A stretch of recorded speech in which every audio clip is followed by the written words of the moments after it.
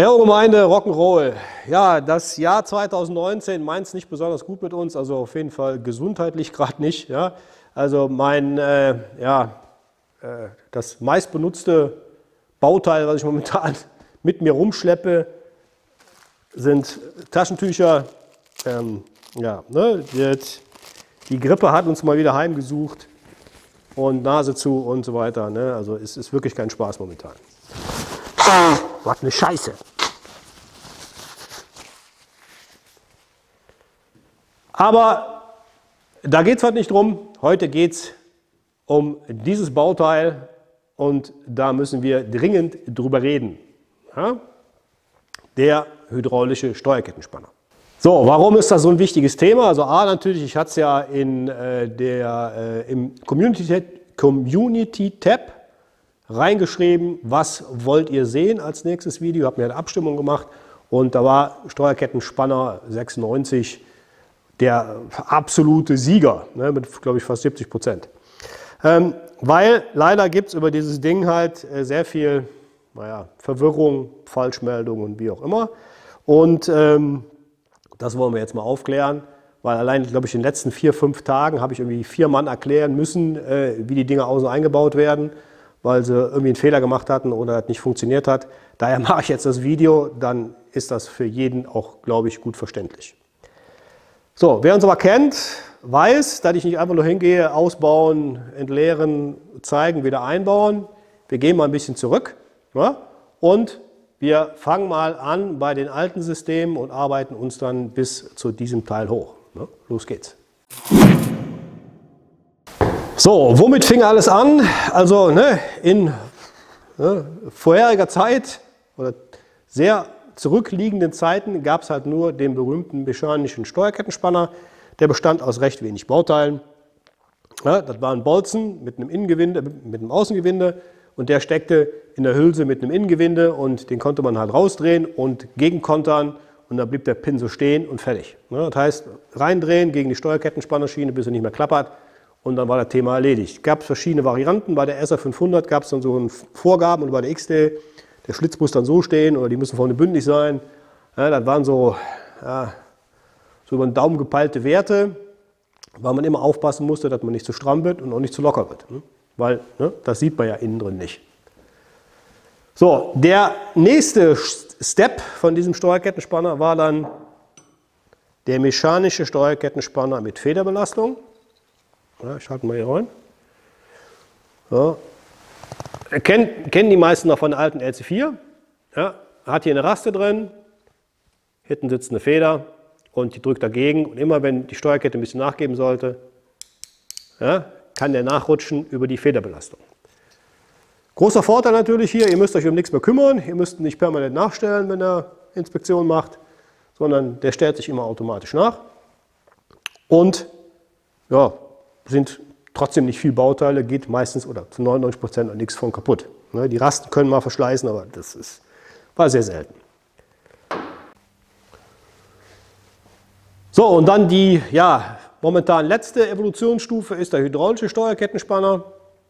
Ja, der hat eben halt ein paar Vor- und ein paar Nachteile, genau wie die anderen Dinge auch. Und welche das sind, das zeige ich euch jetzt. So, um die Vor- und Nachteile von diesen Steuerkettensystemen zu erläutern, muss man natürlich ein bisschen tiefer gehen und müssen uns überlegen, was passiert überhaupt in diesem Motor und was muss der Steuerkettenspanner machen.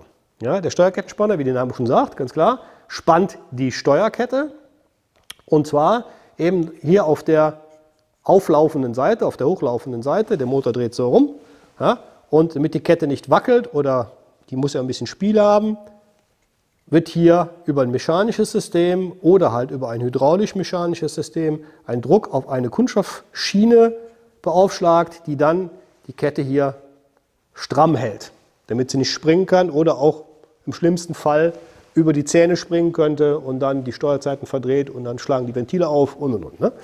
So, ist klar. Grundprinzip kennt jeder. So, aber warum brauchen wir jetzt überhaupt diesen Spanner? Wir könnten ja auch die Kette rumlaufen lassen, stramm machen, irgendwie mit dem System, über die Nockenwelle anspannen, Thema erledigt, brauchen wir keinen Spanner. Ja, ähnlich wie bei einer Kette, bei einer Antriebskette, Brauchen wir ja auch keinen. Die hat ein gewisses Spiel, aber der hat halt hier noch Platz. So, das Grundproblem eines Steuerkettenspanners oder womit der Steuerkettenspanner sich auseinandersetzen muss, ist die Wärmeausdehnung im Motor. Ja, das heißt, wird der Motor warm, dehnen sich die Bauteile aus. Hatte ich euch doch schon mal in Folge 18, glaube ich, schon mal gezeigt. Blende ich oben mal ein, dass die Verschraubungen hier von Zylinder zu Zylinderkopf und Motorgehäuse ja mit speziellen Dehnschrauben ausgeführt wurde. Diese Schrauben können halt diese Längenausdehnung vom Kopf und vom Zylinder mitmachen und gehen beim Abkühlen wieder zurück. Sonst würden die sich dehnen, stehen bleiben und die Kopfdichtung wäre auch durch. Das heißt, die Länge oder der Abstand von der Achse-Kurbelwelle zu Nockenwelle verändert sich im Betrieb des Motors. Ja? Der Motor wird warm und dieser Abstand ändert sich. Durch diese durch diesen Abstandsänderung ändert sich noch Folgendes: Die Kette wird strammer. So. Also ganz klar, könnten wir die Kette niemals vorher im kalten Zustand stramm spannen, weil dann wird sie zu stramm werden und dann auch dementsprechend verschleißen oder reißen. Daher dieses System des Steuerkettenspanners, der eben halt quasi das vorspannt leicht, dass die Kette nicht klappert, aber noch genug Platz lässt, um eben halt die Wärmeausdehnung vom Zylinder und vom Kopf mitzumachen. So, jetzt gibt es aber noch ein konstruktives Problem der Steuerkette und das möchte ich euch jetzt mal hier erläutern oder beziehungsweise erklären. Im Standgas, wenn das Motorrad im Standgas läuft, haben wir folgendes Problem. Die Nockenwelle und die Kurbelwelle laufen ja in einer gewissen Umdrehung und hier drücken ja die Ventilfedern, werden ja runtergedrückt und kommen wieder hoch und beschleunigen in dem Moment, wenn sie die Ventile schließen, halt auch den Kipphebel. Ja? Der Kipphebel wird beschleunigt und der Kipphebel beschleunigt dann auch die Nockenwelle. Das heißt, die Umdrehung der Nockenwelle zur Kurbelwelle wird in dem Moment auf der Nockenwellenseite schneller. Ja? Das Ventil kommt hoch, die Nockenwelle macht dann quasi den, übertrieben gesehen. Ne? Wird schneller und das heißt, diese Kettenseite, die ja normalerweise eigentlich, hier ist ja die stramme Seite, eigentlich der Motor läuft ja so rum, hier zieht er, hier läuft die Kette wieder hoch, die ja normalerweise eigentlich locker sein sollte, spannt sich, weil diese Nockenwelle immer den macht hier, bei niedrigen Drehzahlen. So, durch diese Spannung dieser Kettenseite hast du natürlich bei einem mechanischen, grundvoreingestellten Steuerkettenspanner das Problem, dass da kann nichts dämpfen. Ja? Das heißt, diese harte oder diese hohe Spannung der Kette geht in die Steuerkettenspannerschiene rein und verschleißt diese Schiene halt schneller als normal. Beim mechanischen Steuerkettenspanner mit Federbelastung ist es genau dasselbe, weil der kann auch nicht zurück. Der hat keine Dämpfungseigenschaften. Ja? Dämpfungseigenschaften deswegen, dass eben halt in dem Bereich, wenn die Nockenwelle sich höher beschleunigt und die Kette sich strafft oder zieht, müsste eigentlich ein System entwickelt werden, das dann quasi diesen Schwung oder diese Spannung abdämpft. Und das hat man erreicht mit dem hydraulischen Steuerkettenspanner. Ja, der kann sowas, das heißt, mit einem hydraulischen Steuerkettenspanner habt ihr viel weniger Verschleiß an der Steuerkette und an der Steuerkettenspannerschiene. Warum? Das zeige ich euch jetzt, weil ich habe den euch mal im Schnittbild aufgemalt und dann erkläre ich euch mal genau, wie das Ding hier innen drin aussieht. Los geht's. Hier seht ihr jetzt eine, nennen wir sie mal vereinfachte Schnittzeichnung eines Steuerkettenspanners. Ja, es gibt eine Menge Fotos und Schnittzeichnungen im Netz, aber die wollte ich mir jetzt nicht einfach runterziehen, weil da ist ja Copyright drauf und. Da gibt es ja wieder Ärger. Fragen wollte ich auch nicht. Also habe ich gedacht, male ich euch mal selber was. Ja, wie gesagt, recht vereinfacht, aber im Grunde genommen trifft es die ganze Sache eigentlich recht gut. Der Steuerkettenspanner besteht aus mehreren Bauteilen. Das ist einmal das Gehäuse, ja, also hier schwarz eingezeichnet, dann einmal der Kolben, grau eingezeichnet und die große Druckfeder und das Zuleitungsventil. So, wie funktioniert die ganze Sache? Eigentlich recht simpel. Der Steuerkettenspanner sitzt ja in einer Bohrung im Zylinder und ist abgedichtet durch einen O-Ring. Der sitzt ungefähr hier, wo jetzt Leckspalt steht. Und dieser Raum ist angeschlossen an eine Öldruckbohrung. Und in dem Moment, wenn der Motor läuft, wird hier Öl in diesen Raum um diesen Steuerkettenspanner eingeleitet. Und per Öldruck wird dann hier das Öl über dieses Kugelventil in diesen Hochdruckraum reingepumpt. So, dieser Öldruck drückt dann natürlich gegen den Kolben, weil er will ja irgendwo hin, und drückt den Kolben gegen die Steuerkettenspannerschiene. Ja, wir haben hier eine Vorspannung durch die Feder, die macht er schon ein bisschen alleine, aber ihr wisst, wenn ihr schon mal so ein Motorrad neu gestartet habt, was lange stand, oder wo der Steuerkettenspanner leer war, das klappert erstmal furchtbar und irgendwann, wenn das Öl dann da ist, ist dann Ruhe. Im besten Fall. So, jetzt haben wir natürlich einen ganz großen Vorteil bei diesem hydraulischen Steuerkettenspanner, weil in dem Moment, wenn nämlich das Fahrzeug im Stand läuft, haben wir ja, wie ich ja gerade erklärt habe, die ablaufende Seite der Kette ist manchmal oder ist dann gelockert, weil eben halt diese Ventilfederbeschleunigung die Nockenwelle schneller nach vorne dreht und halt quasi die Seite der Kette, die nach oben läuft, am Steuerkettenspanner oder an der Steuerkettenspannerschiene vorbei, unter Druck oder unter Zug setzt. So, dieser Zug drückt natürlich auf die Steuerkettenspannerschiene und die drückt natürlich auch wieder gegen den Kolben. Wenn dieser Kolben jetzt nicht nachgibt, ja, ganz klar, geht natürlich dieser Druck in die Steuerkettenspannerschiene und verschleißt diese sehr schnell. Ja, da hat man schön die fetten Riefen drin von der Kette.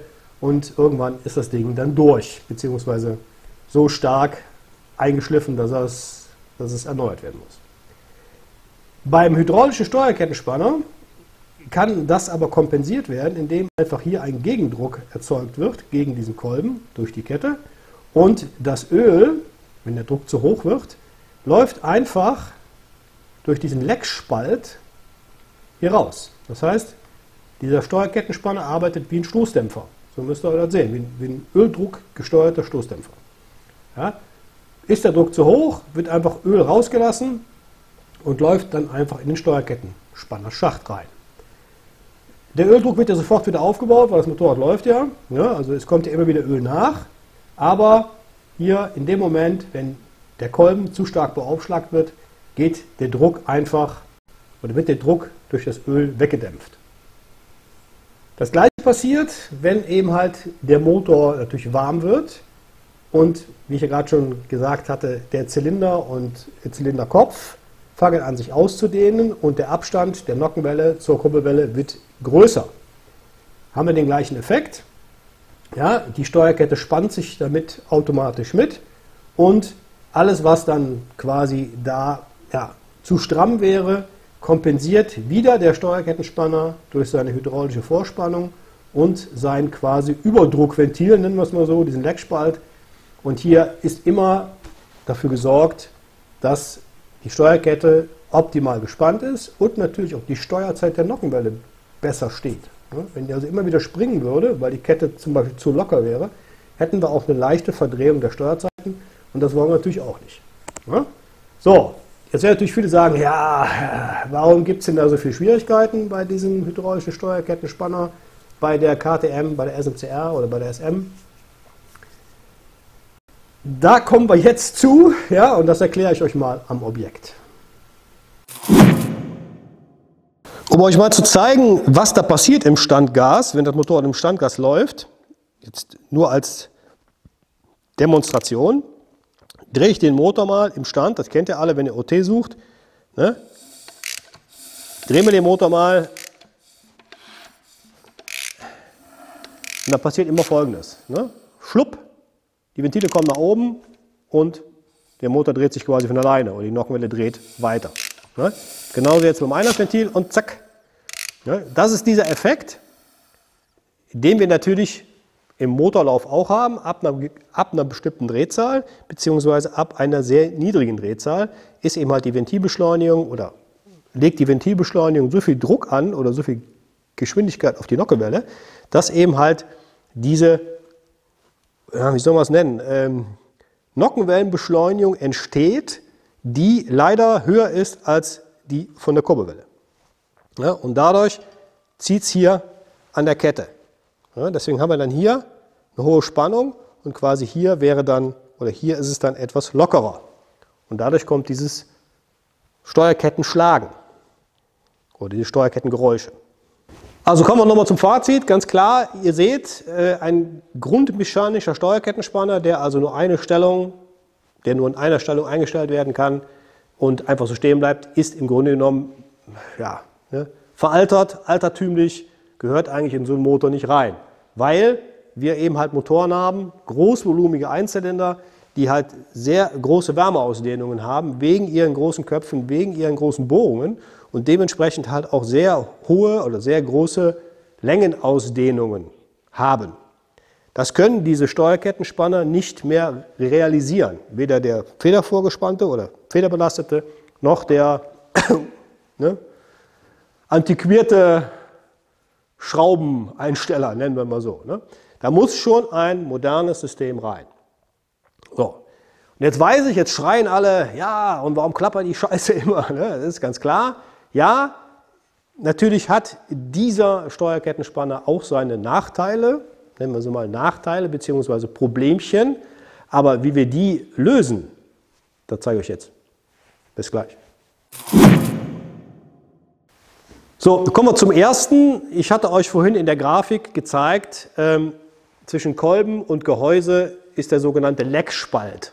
So, dieser Leckspalt, schöner Name, ist natürlich kein Riesenspiel, ne? Also der Kolben sitzt ja nur wirklich sehr eng da drin, sondern das ist wirklich nur eine hauchdünne, kreisförmige, ein kreisrunder Spalt, wo das Öl durch kann.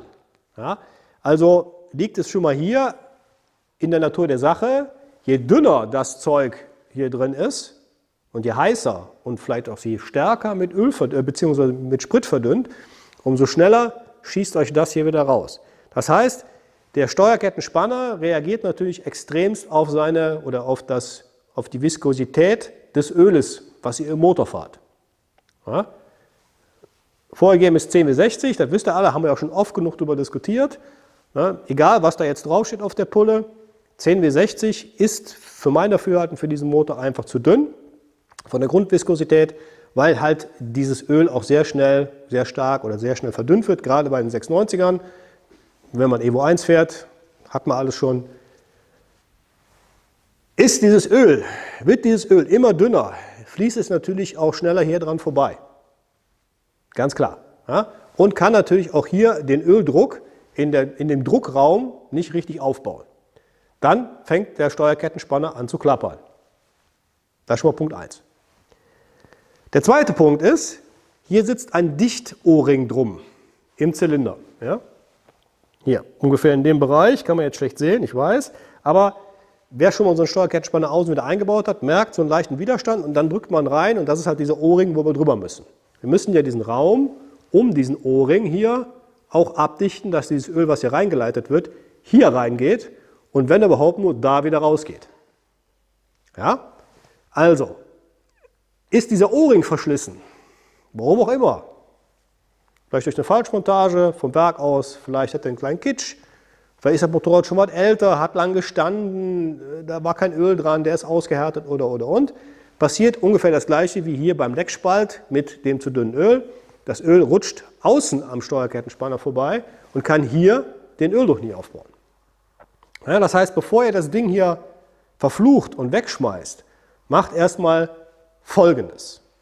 Als erstes baut ihr den aus und pumpt den leer. Ja, warum leer pumpen? Ganz einfach. Hier ist dann noch das alte Öl drin, klar. Wenn ich den leer mache und vielleicht sitzt hier auch eine Verschmutzung, die im Öl war, ich mache den leer, drücke ich dieses verschmutzte Öl raus und die Verschmutzungen und starte mit einem frischen, am besten mit einem höher viskosen Öl neu mit dem Ölwechsel und dann ist das Problem weg. Ist dieses Problem immer noch da, mache ich ihn wieder raus und setze den O-Ring neu rein. Ja? Weil das ist halt auch ein gern genommenes Problem, dass diese O-Ringe eben halt undicht werden. Gibt es auch. Wenn es dann immer noch stark klappert, muss man sich die Steuerkettenspannerschiene anschauen. Ist die vielleicht schon, weil das Motorrad schon sehr lange mit einem losen oder nicht richtig spannenden Steuerkettenspanner gefahren, ist die vielleicht schon stark eingearbeitet. Ne? Weil wenn die stark eingearbeitet ist, fehlt euch das auch wieder an Druckweg, ne? Also an Weg zur Kette. Und wenn das alles geprüft ist und das alles zur Not erneuert worden ist und das klappert immer noch, dann schmeißt ihn weg. Ne? Dann kauft euch einen neuen, die kosten irgendwie 46 €, glaube ich, und dann muss das Thema eigentlich erledigt sein. Aber wir hatten bis jetzt noch keine einzige SMC, SMCR, Duke oder wie auch immer, die hier das Haus verlassen hat, die nach dem Umbau oder nach der Umrüstung auf 15 wie 60 zum Beispiel noch geklappert hat. Ja? Wir haben schon Fahrzeuge umgerüstet oder anderes Öl reingemacht, die leer gepumpt und nach kurzer Zeit kam das Klappern wieder. Da müsste eben halt auf jeden Fall noch der O-Ring gewechselt werden. Ja? Das immer nur als Tipp. Bevor ihr das Ding wegschmeißt und euch so einen antiquierten mechanischen reinbaut, immer erstmal die Sachen durchprüfen und dann sagen, so, und jetzt hole ich mir was Neues. Und wie das Ding jetzt rausgeht, leer gemacht wird und neu arretiert wird, das zeigen wir euch jetzt. So, kommen wir zum Ausbau. Hier seht ihr jetzt ein Modell ab 2015 oder 16, glaube ich, gab es diese neuen Kappen. Was die Firma KTM dabei geritten hat, weiß ich auch nicht. Vorher war ja hier eine Schraube drauf mit einer 17er Schlüsselweite, das war einwandfrei. Jetzt haben sie hier so einen Imbus reingepopelt, also das ist wirklich ein Drama, weil natürlich diese eloxierten Schrauben, ne, also Eloxal auf Eloxal ist nie so das Wahre. Und wenn man dann hier versucht, diese Schraube rauszumachen, vermurkst man unheimlich gerne diesen 5er in Sechskant. Ne? Also da vorsichtig dran mit rumgehen, macht die zuerst los, bevor ihr die rausmacht, oder bevor ihr den Steuerkettenspanner rausholt, löst die, umso besser kriegt ihr die später ab. Wenn ihr die komplett rausnehmt mit der 19er, könnt ihr dann im Schraubenstock rummontieren, daher jetzt abmachen. So, dann die 19er lösen. Kommt man auch beschissen dran. Am besten halt mit einer Nuss und einer Ratsche und einem Winkelstück. Ich habe das natürlich schon vorbereitet. Gehen wir ein bisschen zurück.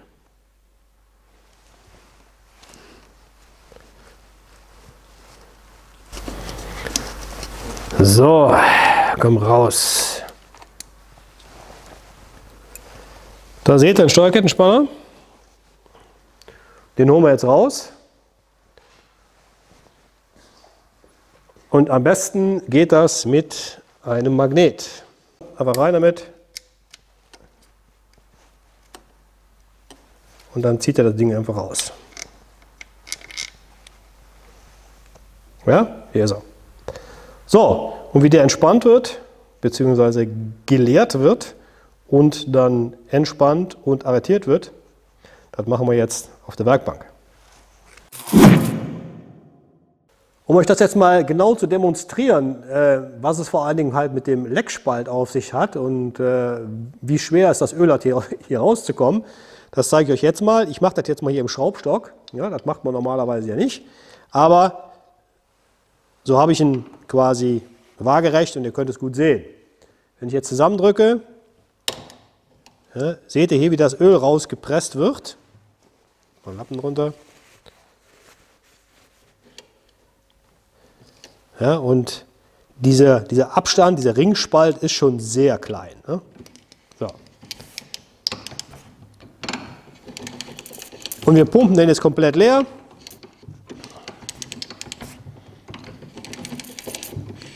Ja, immer bis Anschlag. Dann geht er auch wieder auf. Wenn ich jetzt davor anhalte, ja, habe ich ihn schon arretiert. Wie das optimal geht oder am einfachsten geht, weil ich mache das ja schon etwas öfters, das zeige ich euch jetzt. Aber jetzt entspannen wir den erstmal. Und dann zeige ich euch auch, wie das von KTM aus vorgegeben ist. So, man nehme ganz einfach zwei 10 mm Unterlagsscheiben, ja, also mit der Innenbohrung von 10. Und die sind meistens immer so roundabout 2 mm dick. Ja, diesen Abstand legen wir hier hin. Und ihr könnt natürlich auch alles andere nehmen, was 2 mm dick ist. Ne? Muss keine Scheibe sein, aber die sind meistens immer am schnellsten zur Hand. Und dann stellt ihr den Steuerkettenspanner da genau in die Mitte und drückt feste runter, bis der Außenrand des Gehäuses quasi auf den Scheiben aufliegt. Dann lasst er los. Und wie durch ein Wunder ist der Steuerkettenspanner arretiert. Ja, genau in dieser Stellung bleibt er halt stehen und kann dann im Fahrzeug entriegelt werden. So, und jetzt geht es auch schon wieder an den Einbau und hier ist er. Und wichtig ist jetzt, dass ihr, wenn ihr den gleich zurückdrückt oder beziehungsweise ausarretiert, und ich fahre ein bisschen zurück, dass ihr auf jeden Fall einen Bolzen nehmt, der vernünftig in der Stärke ist zum Arretieren, zum Ausarretieren bzw. zum Entriegeln. Ja, da gibt es von KTM natürlich ein extra Werkzeug für, das ist dieses Bolzenteil hier. Ja, dieser Bolzen hat genau 8,4 mm. Warum? Der muss natürlich hier durch dieses Teil gehen. Ja, sauber, saugend, mit ein bisschen Spiel. Ne, daher also für alle Metallbauer an euch, die sowas selber bauen wollen, einen dicken Griff mit einem Bolzen dran, 8,4 mm Durchmesser, dann ist das Thema erledigt. Ihr könnt natürlich auch einen Durchschläger nehmen, der genauso dick ist oder mindestens genauso dick ist. Der muss halt nur durch diese Bohrung passen. So, das heißt, unser Steuerkettenspanner, da tun wir jetzt ein bisschen Fett dran, ne? Massieren wir den Jungen schön ein, weil wir müssen hier gleich durch den O-Ring und das rutscht dann immer besser. Dann schieben wir den Steuerkettenspanner ein. Ja, ich mache es so von unten aus. Und dann habt ihr hier einen leichten Widerstand. Und jetzt nicht schon das Ding so einbauen. Ne? Ihr müsst erst mit leichtem Widerstand über diesen Punkt drüber. So, jetzt bin ich drüber. Denn jetzt seid ihr über den O-Ring. Ja? Ihr drückt den Steuerkettenspanner rein, bis es nicht mehr geht. Bis ihr quasi an der Steuerkettenspannerschiene seid. Und dann seht ihr schon hier oben, dass sich dann die Schiene bewegt, wenn ihr hier drückt. Dann seid ihr richtig. Jetzt Schraube rein.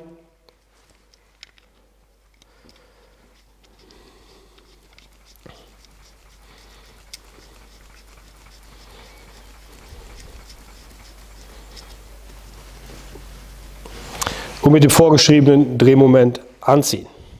So, jetzt kommen wir zu dem wichtigsten Part überhaupt, das ist das Entriegeln. Ja, also da müsst ihr sehr genau darauf achten, dass der Spanner dann auch entriegelt ist. Ja, das heißt hier euer Bauteil einschreiben, schrauben oder einsetzen, was ihr habt oder euch gebaut habt. Und dann müsst ihr wirklich einmal feste drücken. Dann müsst ihr merken, wie der Steuerkettenspanner ausarretiert. Kann man gut kontrollieren, indem man jetzt hier oben an der Steuerkette mal versucht, die Schiene zu bewegen. Oder mal von oben reinschaut, dann seht ihr auch, wie der Bolzen quasi ausgefahren ist. Ne? Hier ist jetzt alles stramm, fest und sitzt und der Steuerkettenspanner ist ausgefahren. Ganz wichtig. Ja, wenn ihr euch nicht sicher seid, lieber nochmal raus das Ding, nochmal gucken, war er rausgefahren? Nein. Wieder rein das Ding, nochmal feste zusammen und fertig. So, was ich auch schon hatte, dass Kunden sich einen Stift genommen haben und haben hier innen reingedrückt. Und da funktioniert der natürlich nicht. Ne? Hier innen drin ist ein Kugelventil, da dürft ihr nicht gegendrücken. Ganz, ganz, ganz wichtig. Ne? Das ist halt dieses Einlassventil, was ich euch gezeigt habe in der Grafik. Und das darf nicht mit Druck beaufschlagt werden. Da ist eine kleine Feder hinter und die hat natürlich eine Federvorspannung und die muss man schön in Ruhe lassen. Also immer sehen, dass dieser Bolzen dicker ist im Durchmesser als diese Bohrung in dem Steuerkettenspanner. Das ist ganz wichtig. Ja, also muss nicht genau 8,4 mm sein, aber 8 sollte schon mindestens sein, weil dann kommt er da auch schon nicht mehr rein. Also bitte darauf achten, ansonsten genauso weiter vorgehen und dann könnt ihr in aller Ruhe diese Spezialschraube wieder reindrehen.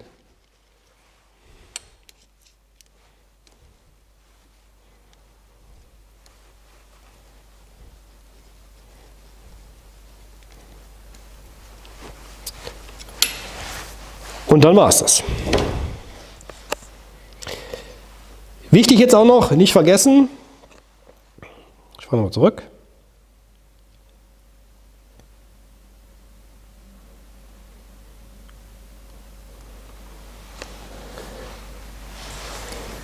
Wenn ihr die gleich startet, dann klappert die erstmal ganz furchtbar. Ganz klar, warum? Weil der leer ist. Ne? Bis der Steuerkettenspanner sich voll Öl gefüllt hat, dauert das ein paar Sekunden. Also nicht erschrecken, das klappert erst richtig schön metallisch und dann hört das auf. Ja? Okay, jetzt geht's weiter. So, jetzt wisst ihr, wie es geht und ihr seht, ist auch kein Hexenwerk, ne? Wie alles an dem Moped nicht. Und bevor ihr einen Haufen Geld ausgebt, prüft erst die Sachen, ja? Steuerkettenspanner raus, Leerpumpen, 9 O-Ring rein, Steuerkettenspannerschiene prüfen und dann kann man immer noch sich was Neues kaufen, wenn es denn sein muss. Aber meistens hat sich das dann schon erledigt. Ja? Gut, wenn es euch gefallen hat, wie immer, ne? Lasst uns einen Daumen da, lasst uns ein Abo da und ja, wir sehen uns im nächsten Video. Und was als nächstes kommt, als Werkstatttipp, mache ich, glaube ich, auch wieder mal eine Abstimmung. Oder? Hat ja gut funktioniert. Ne? Okay, bis dann, haut rein und ciao.